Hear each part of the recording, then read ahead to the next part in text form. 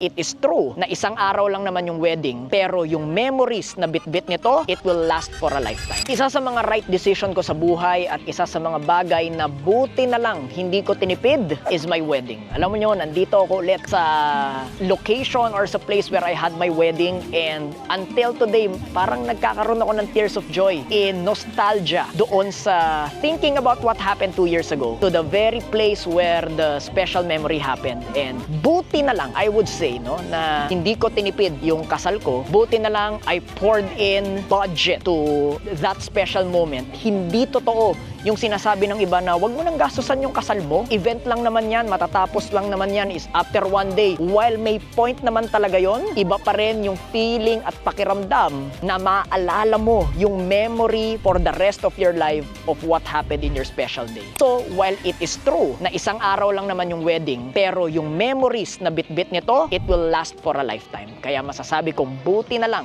hindi ko tinipid ito.